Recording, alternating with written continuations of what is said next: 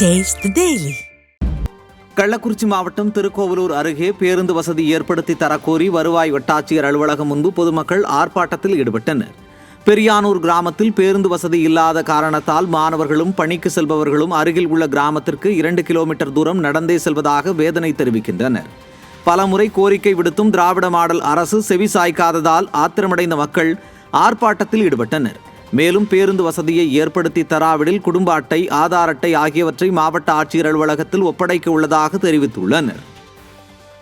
தருமபுரி மாவட்டம் பொம்மிடி அருகே டாஸ்மாக் கடை திறப்பதற்கு எதிர்ப்பு தெரிவித்து 100க்கும் மேற்பட்ட பொதுமக்கள் போராட்டம் நடத்தினர். பயர்நத்தம் பகுதியில் செயல்பட்டு வரும் டாஸ்மாக் கடையை அப்பகுதி மக்களின் எதிர்ப்பால் அங்கிருந்து கதிரிபுரம் கிராமத்திற்கு மாற்ற ஏற்பாடுகள் செய்யப்பட்டன. இதனை அறிந்த கதிரிபுரம் கிராம மக்களும் எதிர்ப்பு தெரிவித்ததால் பொம்மிடி அடுத்துள்ள கோட்டமேடு பகுதியில் டாஸ்மாக் கடை திறக்க கட்டிடம் கட்டும் பணிகள் மேற்கொள்ளப்பட்டது. இந்த நிலையில் பள்ளி குழந்தைகள், பெண்கள், மாணவிகள் பாதிக்கப்படுவார்கள் என்பதால் டாஸ்மாக் கடையை திறக்கக்கூடாது என கோட்டமேடு கிராமத்தினர் போராட்டம் நடத்தினர். நிர்வாகத்திறனற்ற ஸ்டாலின் அரசு மதுவிலக்கை அமல்படுத்தாமல் குடும்பங்களை சீரழித்து வருவதாக குற்றம் சாட்டினர்.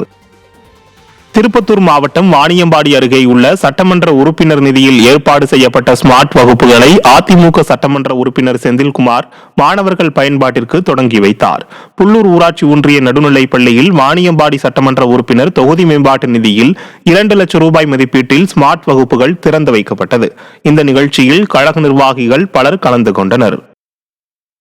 தஞ்சாவூர் மாவட்டம் கும்பகோணம் கோட்டாட்சியர் அலுவலகத்தில் நடைபெற்ற விவசாயிகள் குறை தீர்ப்பு கூட்டத்தில் பங்கேற்ற விவசாயிகள் மழைநீரில் மூழ்கி பாதிக்கப்பட்ட நெற்பயிர்களுக்கு இழப்பீடு வழங்க கோரி தர்ணா போராட்டம் நடத்தினர்.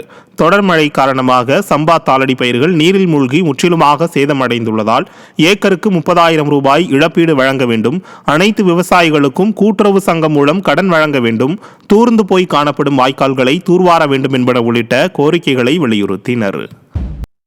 சேலம் தலைமா எலக்ட்ரானிக் என்ற மின்னணு உதிரி பாக தயாரிப்பு நிறுவனம் தொழிலாளர்களுக்கு எதிராக கடைபிடித்து வரும் சட்டவிரோத நடவடிக்கையை கைவிடக் கோரி 100க்கும் மேற்பட்ட தொழிலாளர்கள் ஆர்ப்பாட்டம் நடத்தினர்.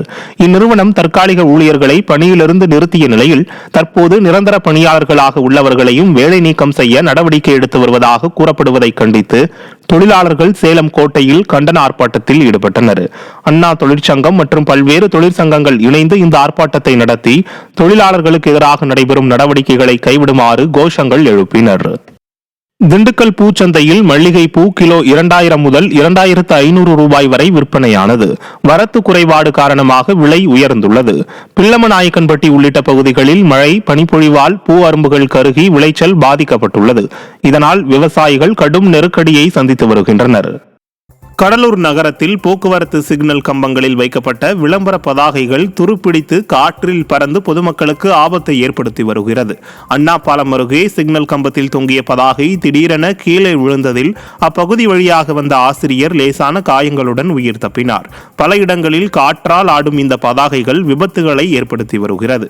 அடுத்த வாரம் காற்றழுத்த தாழ்வு மண்டலம் உருவாக உள்ளதால் வலுவான காற்றில் இதுபோன்ற விபத்துக்கள் அதிகரிக்கும் வாய்ப்புள்ளதாக பொதுமக்கள் கவலை தெரிவிக்கின்றனர். இந்த பதாகைகளை உடனடியாக அகற்றும் நடவடிக்கையை எடுக்க மாவட்ட நிர்வாகத்திடம் கோரிக்கை வைத்துள்ளனர். நிர்வாகத்திறனற்ற ஸ்டாலின் அரசை கண்டித்து தமிழ்நாடு முழுவதும் தமிழ்நாடு ஓய்வு பெற்ற அரசு ஊழியர் சங்கம் சார்பில் கண்டன ஆர்ப்பாட்டங்கள் நடைபெற்றன. சென்னை மாவட்ட ஆட்சியர் அலுவலகம் அருகில் நடைபெற்ற ஆர்ப்பாட்டத்தில் செயலற்ற முதல்வர் ஸ்டாலின் 2021 தேர்தலின் போது ஓய்வூதியர்களுக்காக அறிவித்த வாக்குறுதிகளை நிறைவேற்றவில்லை என்று குற்றம் சாட்டினர். இனியும் ஓய்வூதியர்களின் கோரிக்கைகளை நிறைவேற்றாவிட்டால் 2026 தேர்தலில் எதிர்க்கட்சித் தலைவராக இருப்பார் என்றும் எச்சரித்தனர். மயிலாடுதுறை வட்டாட்சியர் அலுவலகம் எதிரே நடைபெற்ற கண்டன ஆர்ப்பாட்டத்தில் ஓய்வூதிய இயக்குநரகத்தை கணக்குதுறையோடு இணைத்து பிறப்பித்த அரசாணையை கண்டித்தும் ஸ்டாலின் அரசை கண்டித்தும் முழக்கமிட்டனர்.